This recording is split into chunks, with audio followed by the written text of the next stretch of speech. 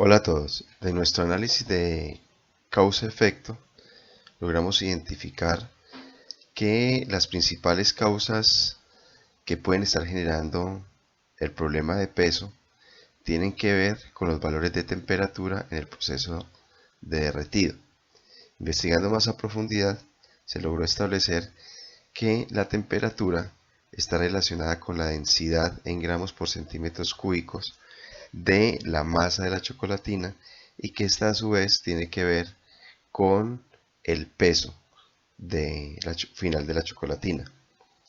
Eh, para hacer un análisis de estas relaciones, a las 50 muestras a las cuales se les tomó el peso, se le hizo un proceso de trazabilidad para identificar en qué temperatura fueron elaboradas y qué densidad en gramos por centímetros cúbicos se logró alcanzar bajo esa temperatura en el proceso.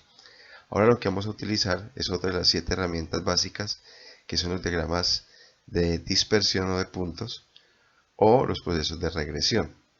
Vamos a relacionar la variable temperatura con la densidad para los 50 datos.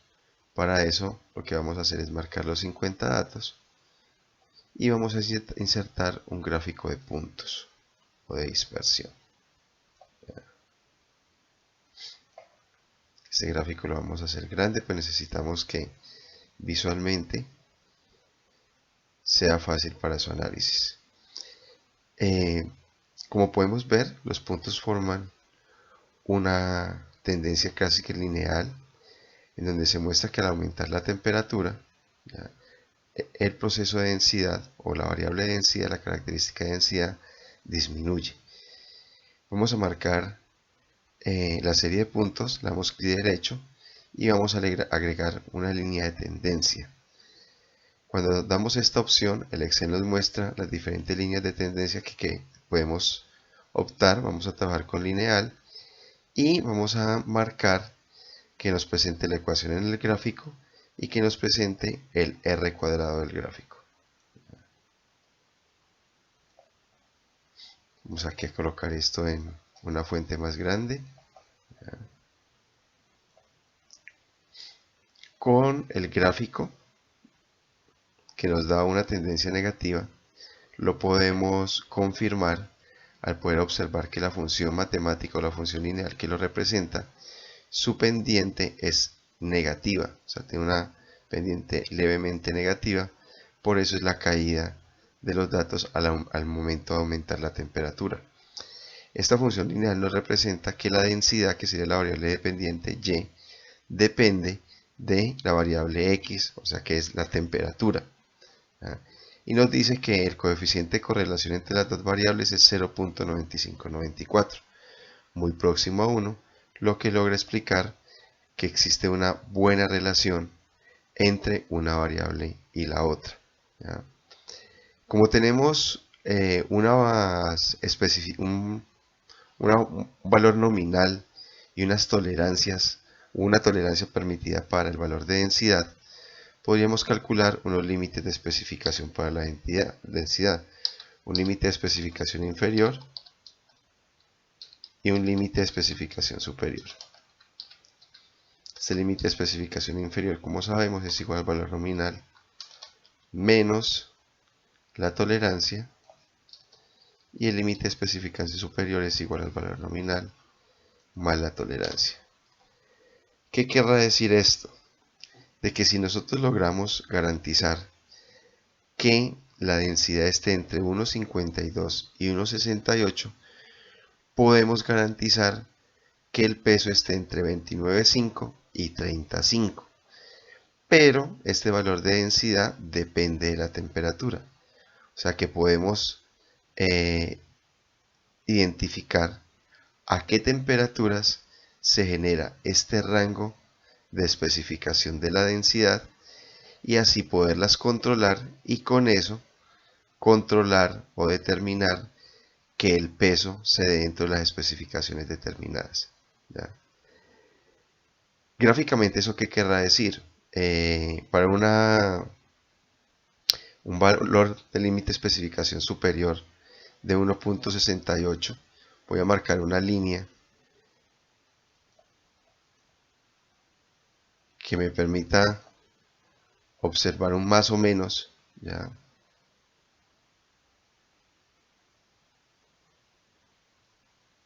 Unos 68,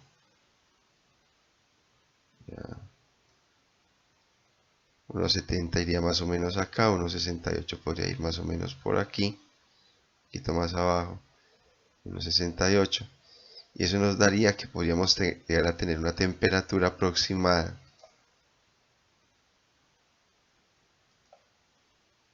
marcar otra línea, ya, de 96 grados centígrados, ya.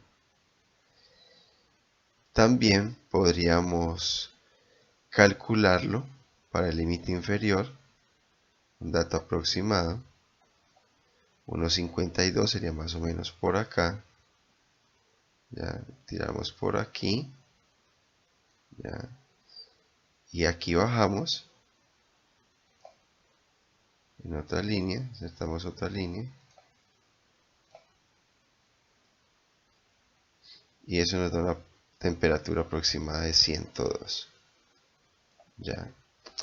Pero como en el proceso no podemos trabajar con temperaturas aproximadas, sino que tenemos que determinar las temperaturas reales, pues para eso nos vamos a servir de la función lineal. ¿Qué tenemos que calcular? Temperatura, que ya dijimos que es la variable independiente y que está definida en la fórmula por el x, ¿ya? Tenemos la pendiente, que es negativa, menos 0.0193. Tenemos el corte con el eje Y, que es de 3.5283. Voy a ampliar un poco acá, ¿ya? Y tenemos la densidad, que es la variable dependiente,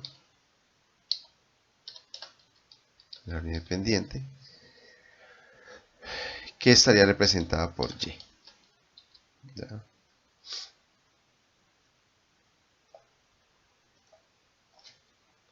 Esto me quedo aquí. Bueno, ya estamos todos. Tenemos los parámetros y las variables de nuestra función lineal.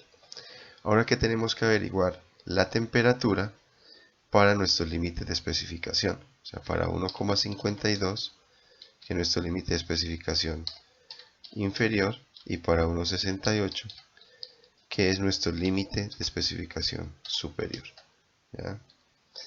Entonces, de esa forma, lo que hacemos es despejar x de la función. Eso sería igual a y menos 3.5283, pues nos quedaría negativo, o sea que lo invertiríamos, que sería igual al corte con el eje Y menos el valor de Y dividido por la pendiente, que sería negativa, la ponemos como menos para que nos quede positiva.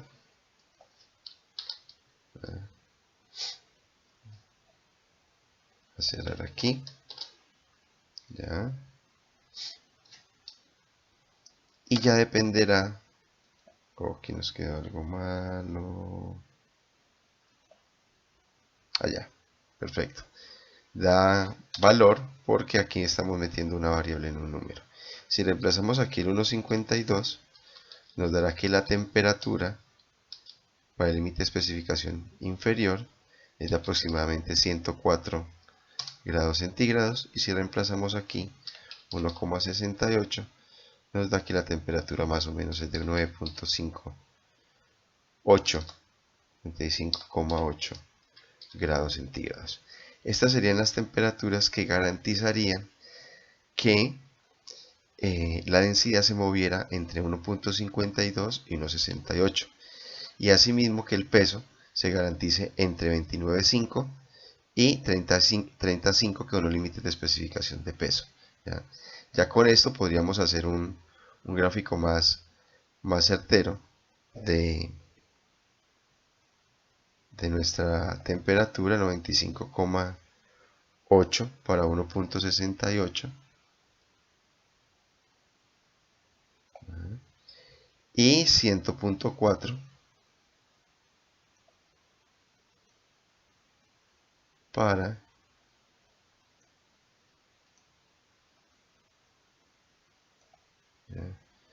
una densidad de 1.52. ¿Ya? ¿Qué quiere decir eso entonces? De que con estas temperaturas garantizamos estas densidades, y al garantizar las especificaciones de densidades garantizamos la densidad del peso. De esa forma le estaríamos dando solución al problema de la variación de peso.